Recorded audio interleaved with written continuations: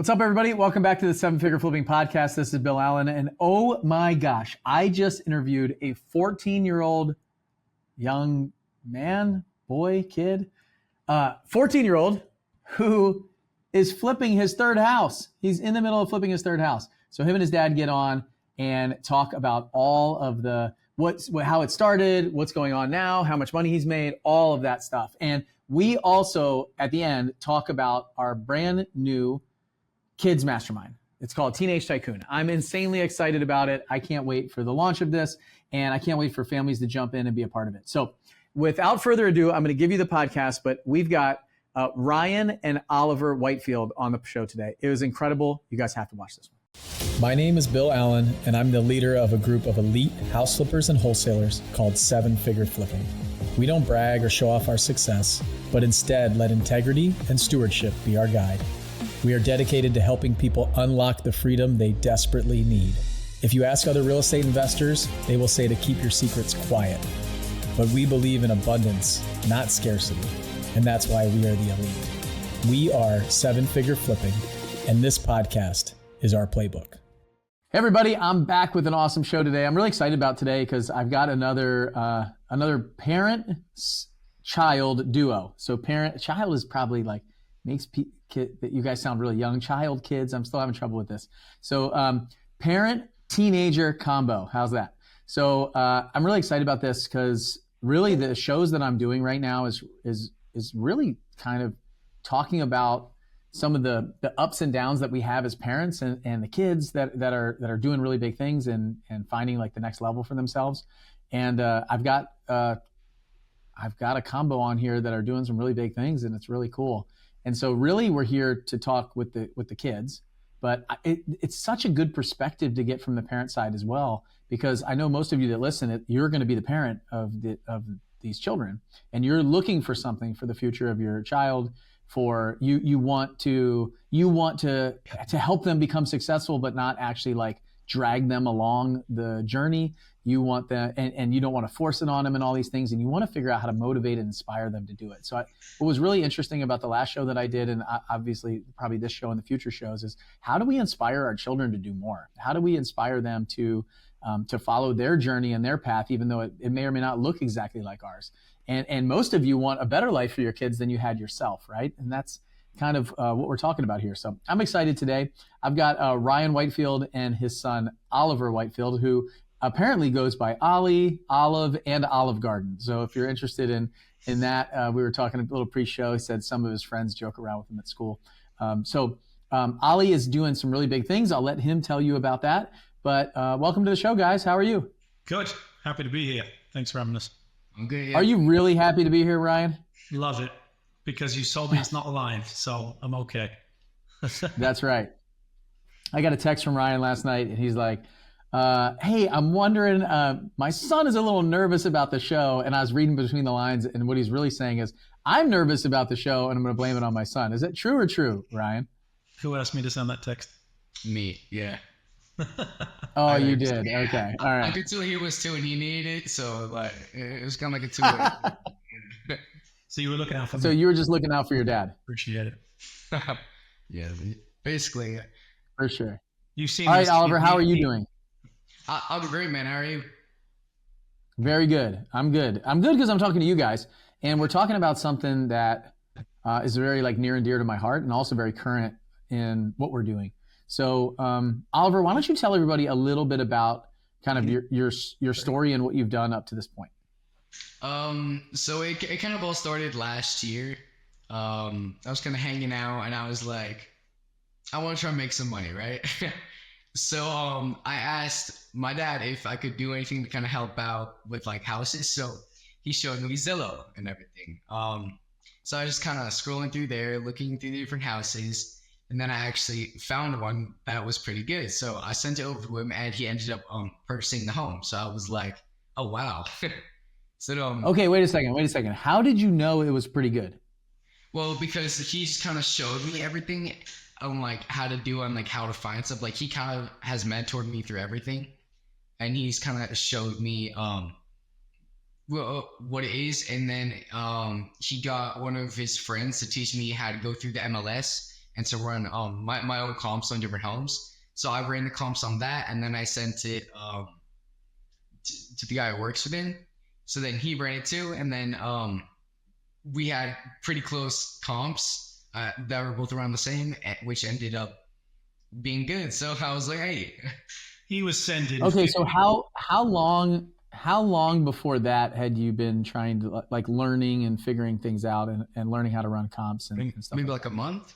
Yeah, month or two. So somebody showed you how to do something over the period of a short period of time, like how long did that take? Like a day or something? Or Yeah, it was about a day. I'd say like obviously different days I kind of did all through. Like the whole process was like a little while, but yeah, it was about a day for everything.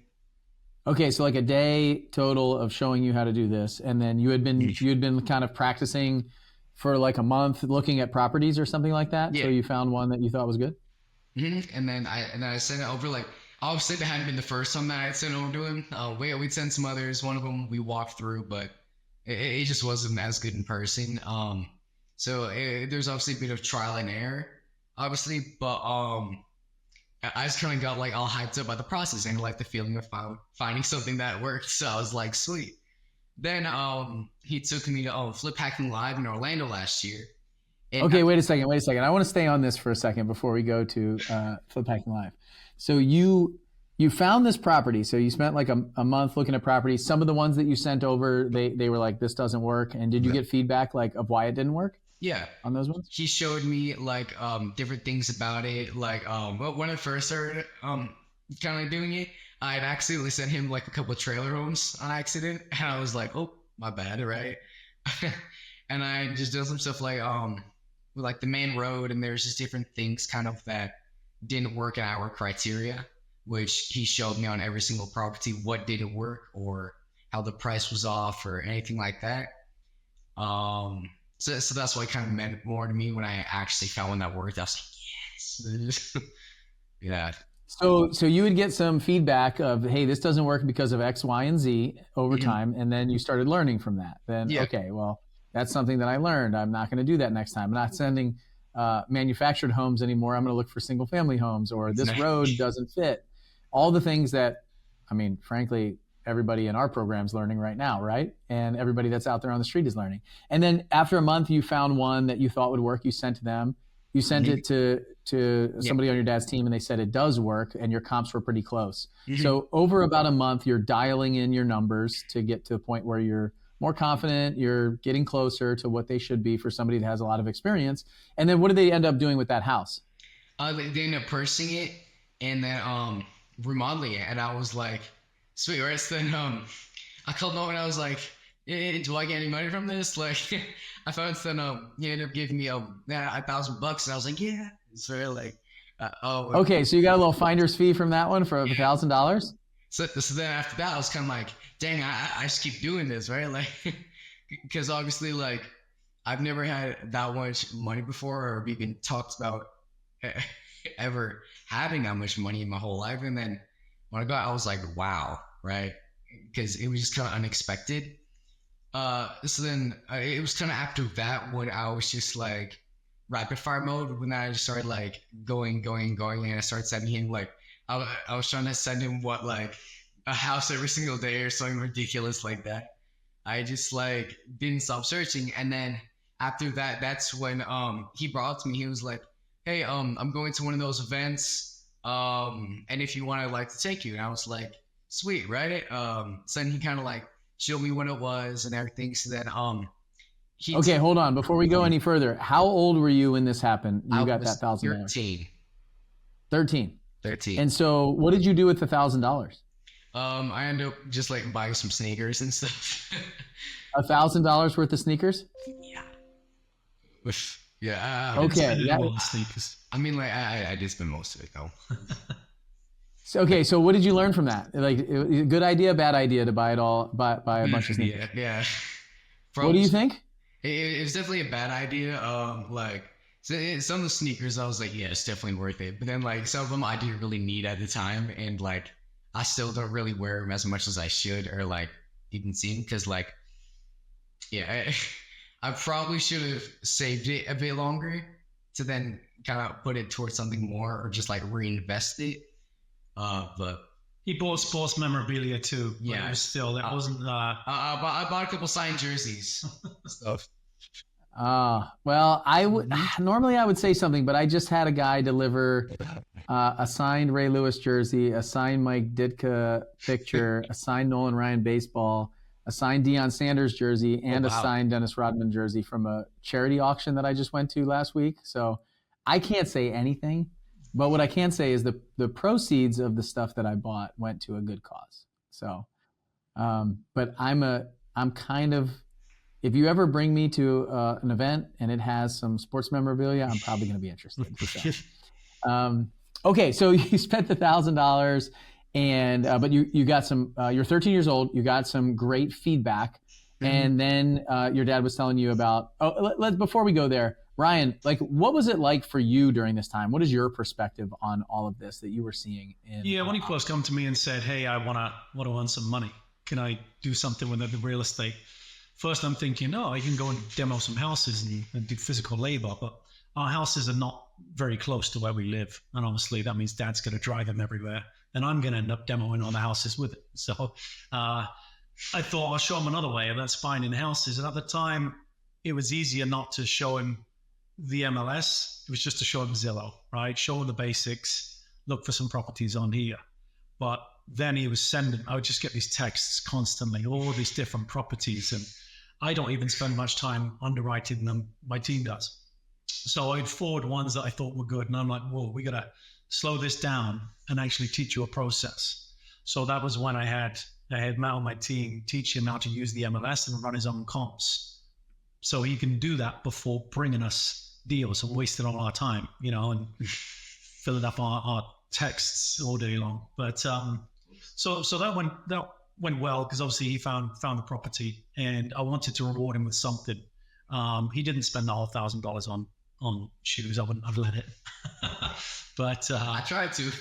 but he understood the process. And what I was concerned about at that point is I didn't want him to think that it was easy to earn $1,000 either. So I had to really kind of go through all the steps that we'd have to go through to underwrite, to close, to buy, to get the renovation costs. There's a lot of work that goes into it.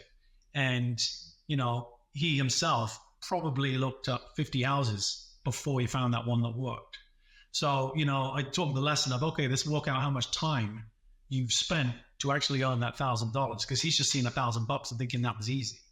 So I had to kind of break it down a little bit into, return on time.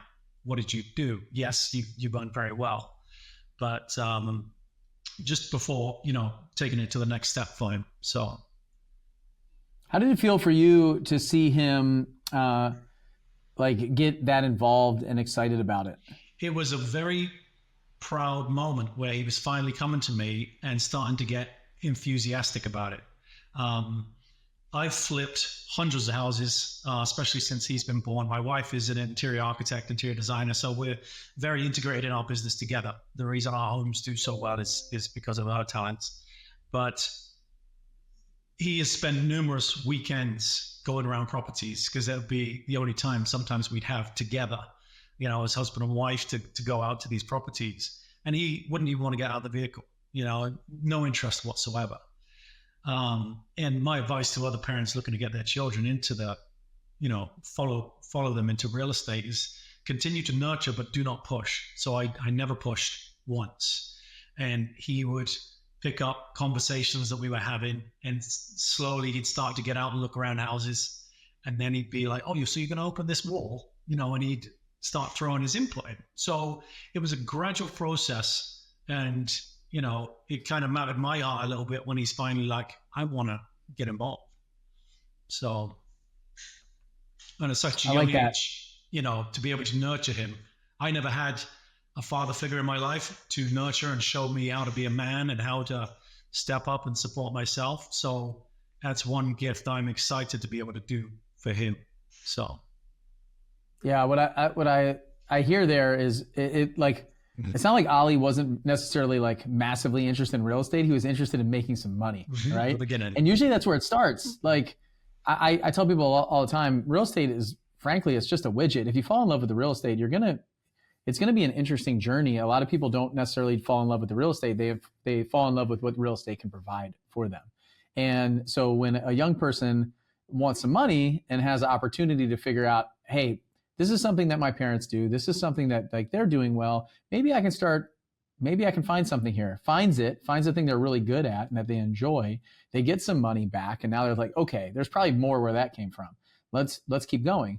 And my guess is that was it. Like, you're interested in some sneakers, you're interested in some sports memorabilia, you're interested in having some money. And as you get older, you're going to be interested in buying a car. You're going to be interested in having your own house. You're going to be interested in doing other things, taking vacations and trips and all that stuff. And you're going to realize that, it takes money to do some of those things. And if you can figure out that game early, then you can pretty much do whatever you want later.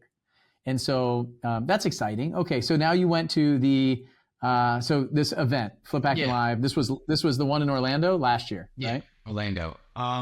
Okay, so what was that like? I enjoyed it. Yeah, I thought it was really good, and it kind of like, it was almost like it lit a spark, kind of. And then like you were just saying about like falling in love with it, and whether I was just in for the money. At first, I was just kind of like, okay, sweet, I can make some bucks, right? But then after that event, it really just kind of like lit me up, and I was like, I want to do this. I honestly think that this is the path I'm supposed to go down, because after I heard Dawson his whole presentation, I was just kind of like, well, dang, I can do more, right? So then I came home. So what was Dawson's presentation for anybody who's listening who wasn't there, doesn't know what it was? Yeah, so he kind of presented him flipping a house at what was he, 11, 10? And I was just I think 11, 12, between the ages of 11 and 12. And I was just kind of like, dang, right? And his whole thing was, if I can do it, you can do it too. And I was like, that's right, I can probably do that. So that's why I was kind of like, yeah, let's go. I should probably like kick it down and start doing more. So you saw somebody who was younger than you, who was doing something that you hadn't done. Yep. And you realize that it's possible for you. Basically, yeah, because at that time, I only thought it could be like people in like their 20s or 30s that could ever do anything like this. And then after I'd seen him do it, I was kind of like, oh, okay, so I can actually put more into this than what I've already done. So it's kind of like almost like a wake-up call for me a little bit. So that's why I just kind of want to get out there more. And on the last day of the event, I was talking to him if I could do more. And I was just going through houses on Zillow, and it was just funny because I showed him this house, and he was like, "Oh yeah, I've just purchased that." And I was like, "Oh really?" He's like, "Yeah, we're in talks over contract right now." So then I asked him if I could take over the property, and he was like, "Yeah, we can look it over, maybe," because it was pretty close to our house. It was like 10, 15 minutes away. So we get back, and he gives me the green light, and I'm like, "Oh sweet," right? Like, but at the same time, I was kind of nervous because I'm like, "How do I do this?" So first house was kind of just me calling up investors, getting the money, setting everything up, talking with like designs, and just getting everything together. But he mentored me, and he kind of just like guided my head through the whole entire process, which I'm very thankful that I have someone that can do that can like show me the step-by-step process on how to be successful in this business. So I'm just happy about that. So then that all went well. And we made like 20 grand on it. You made 20 grand on it. Yeah. So I don't know why. I just get kind of like, because I feel like I owe you for what you've done and like the help and everything. Yeah, I don't know. So I made 20 grand on it. And right after that, I kind of just like took a little bit off, and I was kind of like, I was like, you know what? I like this, right? Like, okay, I can chill out now. And then he kind of reminded me when he was like, we're looking for some properties. And I was like, oh, shoot. So then. So wait, before we go any further, did you buy $20,000 worth of sneakers? No, no. I actually Okay, had, what'd you do with the $20,000? so 1,000 of that I put towards the Seven Figure Foundation at the latest flip hacking event in San Diego. I donated $1,000 towards the charity there, which I just felt kind of obliged to. I was like, I have this right here, and I'm probably like, if I'm gonna go blow this, there's no point for me actually like spending. Because first of all, two reasons. One, that's not teaching me anything, and I can use this money to help someone else. And I'm like, I want to do this. So And yeah, you had been to some of the events, some of the foundation events before, right? You've been to 2 impact. yeah, Yep. two invite checks. We went to the latest one in where was it? Tijuana. Yeah. And we helped a family of 5 building a home. And then in I can't remember if it was June or July, we went down to Rosarito, I believe, and we built a home for a family of 4 that had like tons of dogs. So this is so sweet. Yeah. And it really just kind of like set it on my heart, and it was like once again like another wake up call to appreciate more what I have. And that's one reason that I like real estate a lot, is because it's like a business where I can be flexible with myself, and I can use the money I make from it to impact someone else's life, and I can help someone else while doing it. And that just means a lot to me, just being able to have the flexibility to just be like, you know what, we're going to go somewhere to go help someone else. Because like, if I'm working a 9-to-5 job and I got like check in, check out, I can't just go and drop off for like a week to go build a house for some homeless people, you know? And that's one thing that I really like about it, is just like the flexibility that I can have to do things with like just my friends and like my family, and like the way that I can impact someone else's life. Why don't you tell everybody who's listening how old you are now? I'm 14. Yeah. So When did you turn 14? In August. When did you? August. Okay, so we're November now. So you just turned 14 a few months ago. Pretty incredible. Like I'd say it's really that kind of level of like maturity and realization is I think it's pretty young. When I was 14 years old, I don't even want to tell you what I was doing when I was 14 years old. So it's really incredible. So I want to get your dad's side of this. So from Flip Hacking Live last year, which was like, a little over a year ago, to that first house and things like that. Ryan, what were some of the things that you saw? Like, what was it like to see him there at Flip Hacking Live and watch Dawson's presentation? And then probably you had some conversations after that. What was that like for you? Yeah, for me, it was seeing him actually engage with other real estate investors there, asking questions.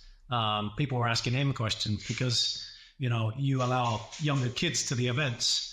They're a draw because people are interested in them and what their journey is. So to see him having full-on conversations and being able to carry those conversations, I was like blown away by it. Then he said, I'd like to do more, more so during the event. And he was at the event because he wanted to do more. But seeing Dawson, I think it definitely sparked something inside him. So I'd obviously just purchased his property, or I'd had it under contract, and then he sent it to me. He told that story. So I'm like, great, you can take over this. So I educated him on raising the gap funds. You raise your own gap funds for this, and I'll sponsor the loan and do everything and talk you through all the processes. And he did, and I documented that. And some people may have seen those videos that we posted. But you see him be very nervous on the first phone call, trying to raise money, to by the 4th phone call, being very confident in what he was saying. And these were people that he knew he knows the people. They were not just random people. And I'd already prearranged one of them that was going to put the funds in. But he didn't know who. So he had no idea what was going on. He didn't know that any of them had already agreed to put in the gap funds. So he learned a good lesson that way. And then the next piece of that education was the processes. What do we go for? We've got to meet contractors now. We've got to come up with designs, budgets, schedules, everything. So on that first one, we held his hand a lot. It wasn't so much go and do it. I can't do that, and I'm trying to teach him. But he cottoned on very quickly. And, again, I was impressed by how involved he wanted to be. Worked with, obviously, my wife, Jess, on all the design, and our team, we have project managers, you call them, to keep up with the project. And it did very well. We made about $45,000 on that deal in a fairly short period of time. It was successful. But the issue that I have then is I'm cutting him a check. And my wife's like, what are you doing? And I'm like, I'm cutting him a check for his piece of the profit. And she said, well, how much are you going to give him? And I said, well, $20,000. And she's like, whoa, you can't put $20,000 into a 13-year-old's hand, because he was still 13 when that house sold.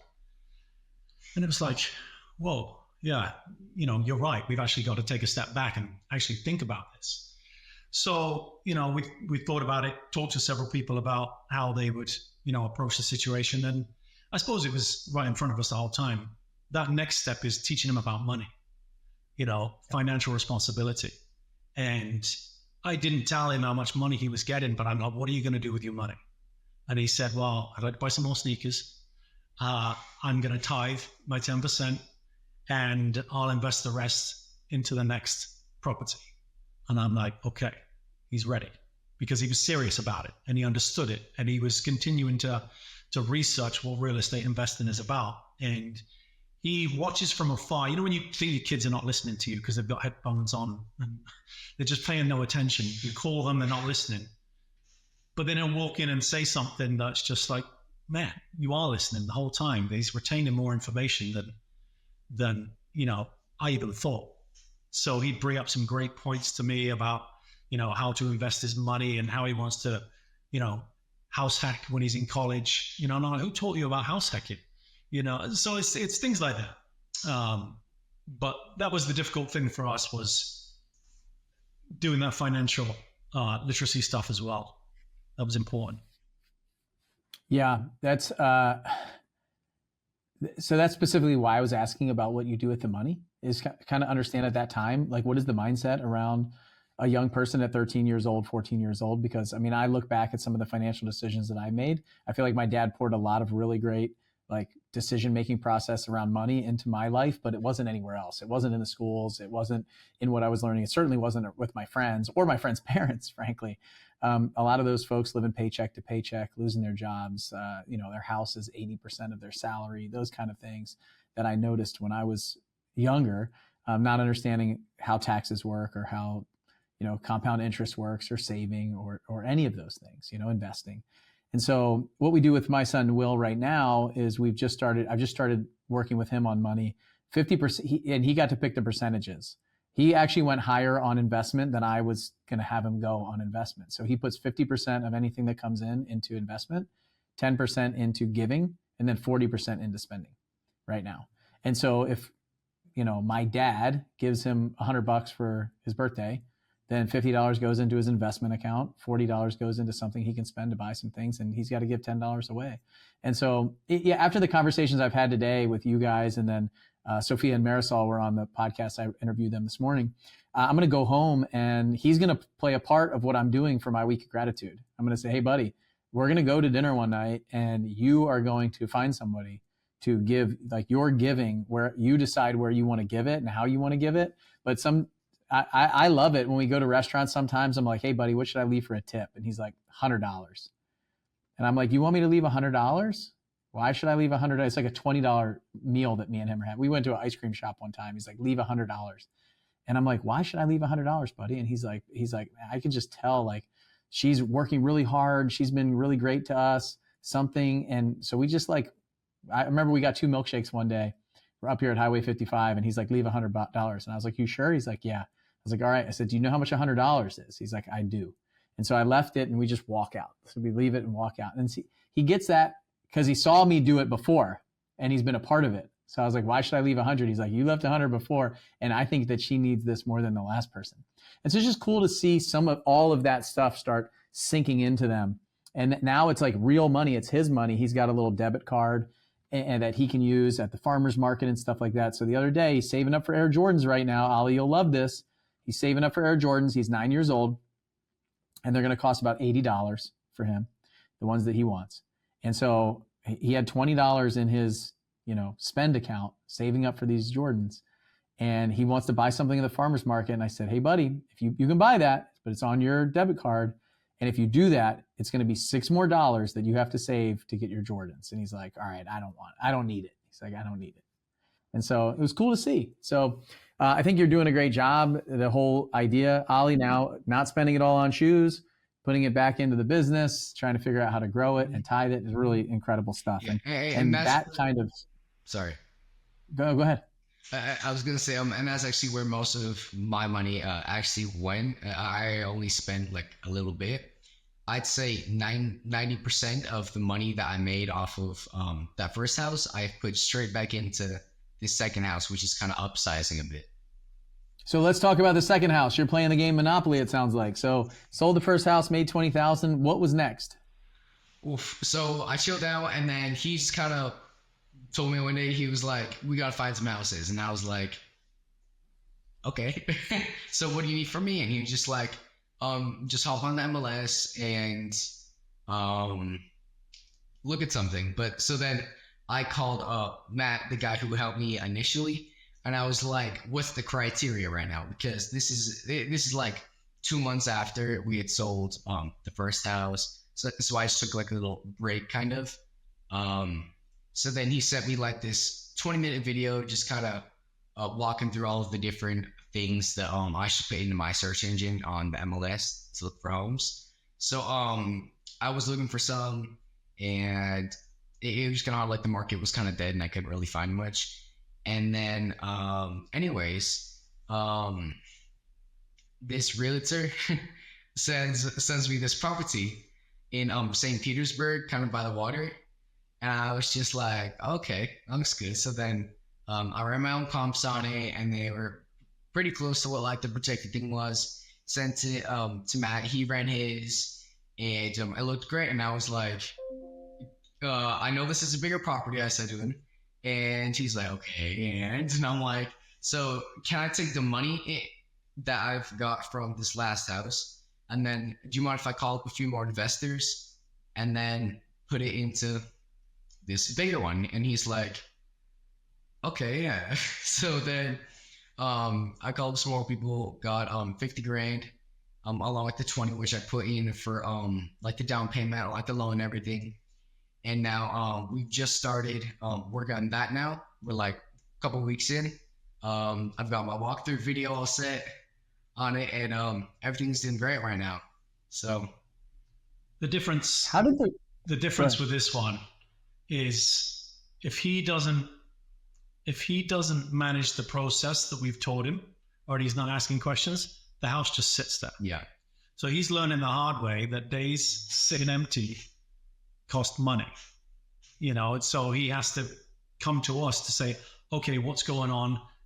When is this happening? Can we schedule this? And he's talking with the contractors himself. He's negotiating those contracts himself. He's understanding about what we have to do with pools, the permit process, all the hoops that we have to jump through. He's actively engaged in them every single day. He's checking and he's making the calls, because the first week he didn't. And I'm like, how's your house doing? Huh? Well, we closed on it last week. How's it coming along? And he's like, we're not doing this for you, buddy. I'm here for you, but I'm not doing it for you. So that was a kind of bit of a wake up call for him. Yeah. He's kind of threw me in the deep end. So then I just kind of realized, oh shoot, I gotta start managing this one more and put more work in. So then after that, I've called the GC more. And like I'm trying to set stuff up, get all the floor plans. I've just been trying to get everything set up, because kind of like what he was saying, if I don't do my part, no one can do theirs. And at that point, we're just losing money, and I like losing money. So like, well, he's taught you how to fish on the first one, and now it's time to fish, right? And the other thing, Ollie, is what's interesting is it's not like we are going to lose a lot of money. You are, because your money's at risk. And you better be sure that the lender is going to get their money back first. So if the property breaks even or loses money, your money is going to be lost first. and then theirs. So that's something to think about when you have like real money at risk, like you do right now. It's not just risking the amount of profit, but it's about actually risking the amount of money that you put in personally. Yeah. So when you think about that, it's probably going to speed you up, light a little fire, get you going, because I've found that nobody's going to treat my money as good as me.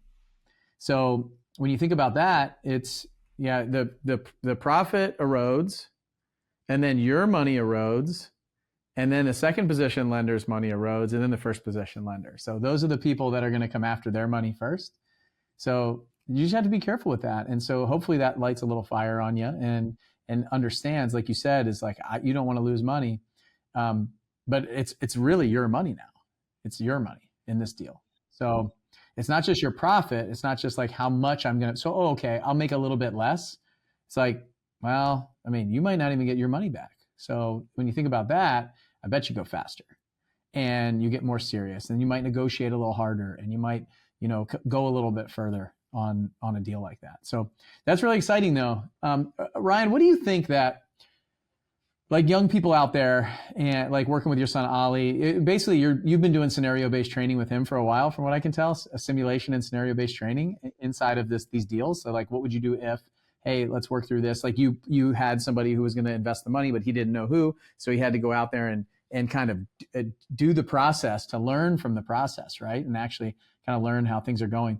What do you think is something that a parent could help their kids? Like, where do you feel like the kids need the most attention and effort and stuff like that? So, and I realize Ollie's like a small subset of all the kids out there, but what would be something that you would give some advice to some of the parents out there in areas where they could develop their kids a little bit more in the business and money side? Yeah, as I said initially, nurturing, don't push, but you can still nurture hard, but don't force them. They have to come to it, of their own choice and their own decision. And hopefully that comes with them asking more questions to you as parents. So that's what happened, obviously, with us and with Ollie. He actually came eventually and asked to do more, and now he's fully ingrained, and he's asking me, when's the next mastermind? Obviously, he was just another one. We've got the multifamily one that he came to as well. So he's wants to be around it, wants to be around the people all the time. The question he keeps asking is, do I have to go to college? Because I can just jump straight into real estate. And I'm like, well, I'll never force you to go into college, but you've got to really be sure about what you want to do. If you want to go to college, do something that's going to help our business, whether that be more into finances, whether it's construction management that's going to help you, further evolve your career, and if he ends up choosing not to go into college, what are you going to do? So he's only 14, but I still want him to have a path and a clear direction of where he's going on that journey. Sorry, I'm going off on a tangent a little bit there, but parents getting into the business with their children, I think the financial aspect as well, you touched base on it a little bit with Will. It's, do they really understand the concept of money? Do they understand how much $100 is, $1,000? Because at the beginning, they really don't. When he wanted to spend that $1,000 on shoes, it's because he didn't really understand the value of money and how hard people have to work for $1,000. It's not easy. So I think we definitely have to talk to our kids about the value of money and how much work has to go into, earning money. And then financial literacy, the school system for me, it's kind of broken. They don't teach enough about financial literacy, credit scores, and what that means later in life. I've given Ollie all of that education now, so he understands what a credit score is, why it's important, why we pay our bills on time. I said to him, if you ever are short of money and can't pay a bill, as mad as I will be on you, you need to come to me and ask me, because I don't want any blemishes on your credit. Because I went through that when I was young in England. I had a blemished credit scores, and it kind of made things very difficult. But it's just a fast track education of what we've been through ourselves. I mean, yeah, not everybody's flipped as many houses as I have, but some of it's just common sense, decision making, on how to go through the process and the steps.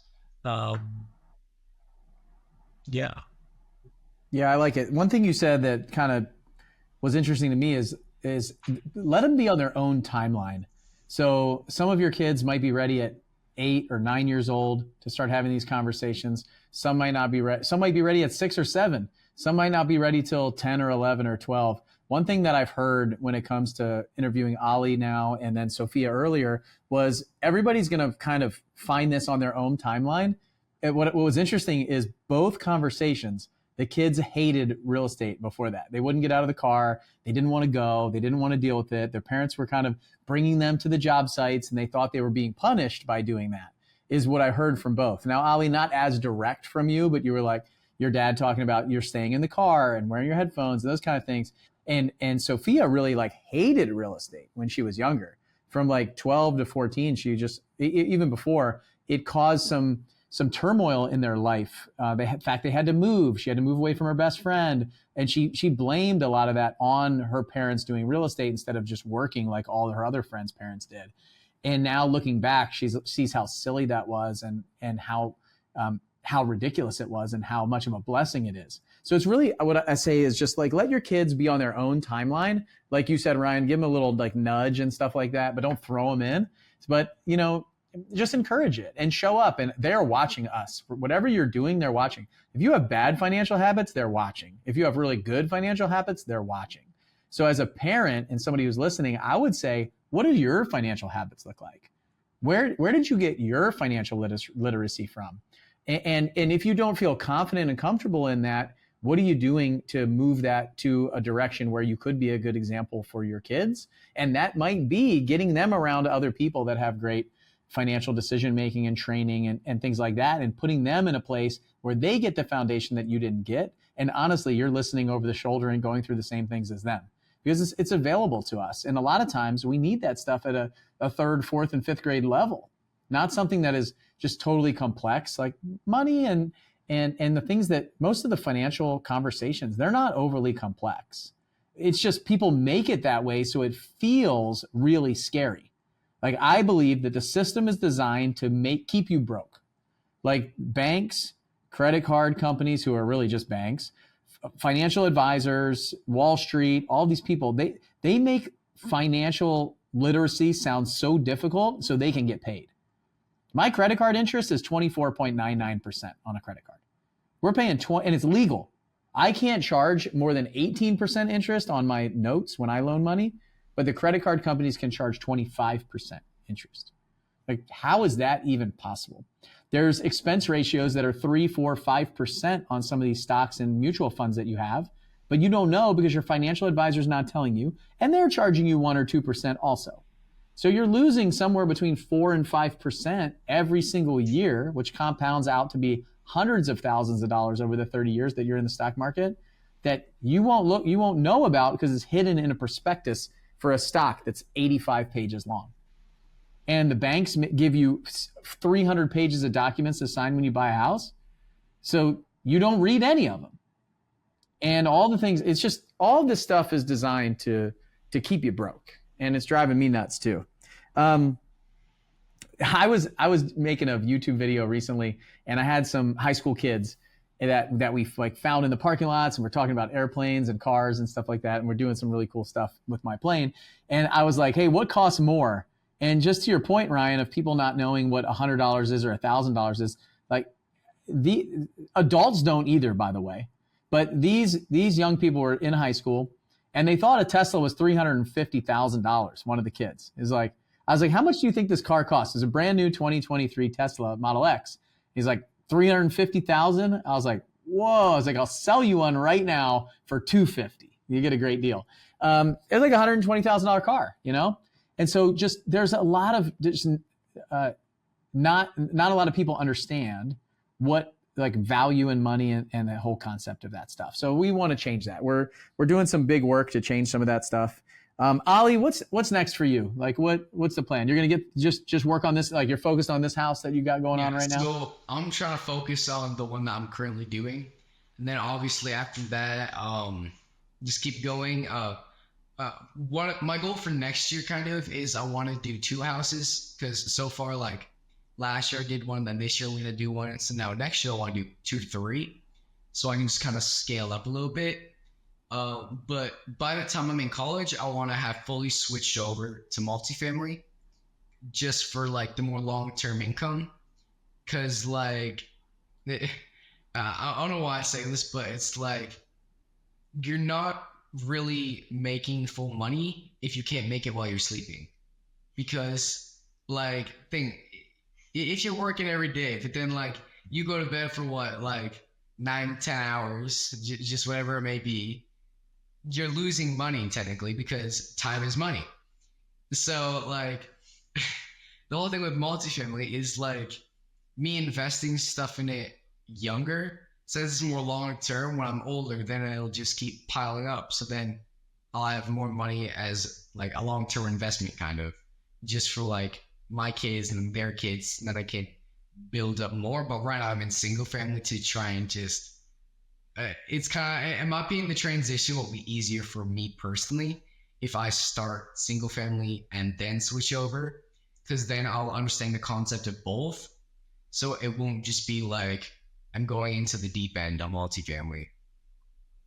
So That's a proud dad moment if I've ever heard one. Yeah, I'm laughing because me and Bill obviously know the saying, earn money while you're sleeping, But it's just funny hearing it from him because that's not coming from me, by the way. He's got his own mind and his own ideas, and which we've talked about. It is definitely a proud dad moment. He sees the financial freedom I have, of being in multifamily and being in single family. One is a continual income, and the other one is generational wealth. And again, he hears these conversations. He comes to these events and he speaks to people, and he's a social butterfly, which I'm totally the opposite, as you know. But yeah, it is definitely a proud moment. But again, like we have to in business, when we have ideas, it's about taking action. And too many people are scared to take action, which is why I love what you're doing with the Kids Mastermind, and even these podcasts that you've done 2 of today, showing kids taking action, getting out of their comfort zone. And if they're doing it, why can't you do it? They inspire other kids, they inspire other adults, and I love it. I love what the whole 7-figure family is all about. So. Well, right now I feel like the kids are moving faster than the adults, frankly, because they don't have so much. They don't believe that they can't do it.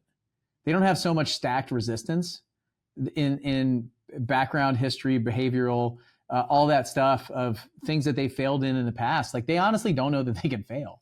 And like, so if you're listening to this, part of it is it's just your risk profile. Like you're not willing to take the risk that it takes. But when you really do the math, like anybody that's flipped more than 100 houses, I've done this survey in big rooms with hundreds and thousands of investors. And I'm like, who's lost money on it more than 10% of their houses? Nobody's raised their hand. It's usually like 3 to 5%. Of 100 houses, you're losing money on 3 to 5 houses maybe, or breaking even. And so like the risk is insanely low, but you just got to get out there. You got to get out there and do it. And you do that by de-risking the structure. And it's a lot of the stuff that we're working on inside our runway program, our altitude program, is these scenario-based training. However, the cool thing about the kids is they don't have a foundation. They will jump off a bridge into a river, literally. Like I did that when I was a kid all the time. I didn't know how deep the water was. It just, somebody told me that they jumped off this bridge and it was awesome. And I was like, okay, cool. Like I'll jump into this little river, and we would just do crazy stuff. So they don't have the risk profile, and they're not afraid to go take action, because they don't know what it's like to fail. They just go out there and do it. I'll call somebody. Okay. Like ask this. Okay. Like, they don't have massive, crazy, high expectations for themselves. They're just like, I'll try it. And that's what's really cool. Does Ali know that you guys are in the group? Did I tell you that we signed up for the kids group? Saw the new master. Yeah, I'm thinking you did. No. Well, you're paying for it. You're paying for it. I love it. Yeah. So yeah, if you're interested in trying to figure out what the next step is for you and your family and the kids that you're listening to this and you're like, how do I get my kids involved? Like, how do I get my kids around these other kids? And kids is a challenging. I've been using this word like it's a kids mastermind. It's for the kids, But like these young adults do not want to be called kids. So we really worked hard to try to figure out what that is. And honestly, I spent like 2 hours before this show with you guys trying to figure out what to call it because I was recording a video about it. And when I was talking to Sophia, I was asking her like, how do you feel? Like, what do you want to be called? What do you like to be called? And we just landed on the exact name of my book. So Teenage Tycoon, we're calling it Teenage Tycoon. That's what it is. That's the mastermind. Because all these other names and words that I had come up with, really, I don't think made it feel like they can actually become financially free in their teen years. Like, how can you build the foundation and this structure and setup for generational wealth in your teens? Where that's really, I think, the goal and the mission here is to make it really feel like, you know what? I mean, a teenager, 18, 19 years old, you're a teenager until you're 20. And I'm sure teenagers don't want to be called teenagers either, but like at some point, like, I don't think I can get it right with the young folks out there at all anyway. So I want to bring this word tycoon back, which has completely been eradicated from the vocabulary and language of our youth. Like, I guarantee Ali has no idea what a tycoon is. It just doesn't exist in their vocabulary anymore.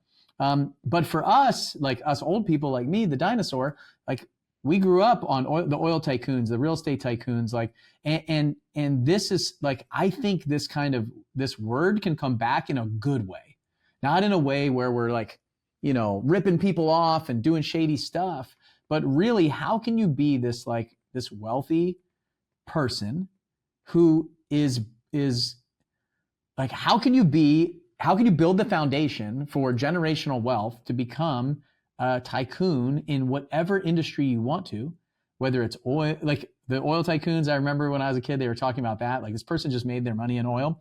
You got the real estate tycoon, somebody who made their money in real estate. And you've got all of these different worlds. It could be e-commerce tycoon. You could, like, whatever path, in Amazon, you're selling stuff on Amazon, like whatever you want to do, a marketing tycoon, a sales tycoon, like whatever you pick as your vehicle, that's what we're going to be talking about in there. It's not just real estate. It's about the financial structure and foundation. And then also, like, in the entrepreneurial world and business, what is that? And these young people can make money in many different ways. In fact, Ali, there's a kid that I know who's buying sneakers and then he's selling the sneakers for a profit. He's turned $200 into like over $2,000 flipping sneakers. And so it's stuff like that, baseball cards, just entrepreneurial spirit kids who are not fitting into the regular system right now coming in. And so it's the Teenage Tycoon Mastermind as of like an hour ago. So there we go. I know we're doing a lot of things together, Ryan, you and I, on like TV show and stuff like that we're working on. But I really feel like this purpose, like the future of our youth, is really, it's up to us. And I don't just mean me and you, but I mean like the parents. Like, everybody's talking about how horrible it is out there for the youth, but the future is really bright. So what are you guys most excited about? Let's wrap it up here. What are you guys most excited about for the Teenage Tycoon Mastermind? Like, maybe Ali, what are you most excited about? Do you even know what it is or what's going on in it? I'm kind of just excited to actually be part of like an actual group. That's kind of the thing for me, just being part of something more. And one thing that I'm excited for is meeting more kids that are kind of into it, because I've so far only been able to talk to some adults. I mean, there's been a few kids like Jesse Trilio, like Sophia. Yeah, Sophia, Jesse, Dawson, Xavier. All the people from the event, you know, like I've made a few friends. All the kids that are already coming to our event right now, like all the young people that are already coming to our event that you know. I've spoken to basically all of them, and I'm just excited to meet more people that like are into it and kind of like, and if they haven't done stuff yet, then I can try and give some advice and kind of just tell them like what I've personally done, because like it's easier to listen to another kid than to listen to like an adult talking to you. That's why Dawson's presentation really hit home for me, because like it's just hearing someone like your age is just kind of different, because like they're going through the same stuff you're going through, they're doing like the same stuff, like it's just different. So I'm just excited to meet other people like that and get into it and to learn a lot more. So, yeah. Well, I'm excited for you guys too, because all these kids in one place is going to be absolutely amazing. So if you're interested as a parent, a grandparent, somebody who knows someone, a homeschool parent, whatever it is, you don't feel like you're getting enough from the school system right now, or your kids need more, you can go to, I just bought the domain right before this call, teenagetycoon.com. So I didn't know what to say on the last show because I didn't have it. So teenagetycoon.com, if you go there, you'll be able to learn a lot more about what we're doing. And I'm excited about it. You'll be hearing more about it. The link will be in the description and in the email.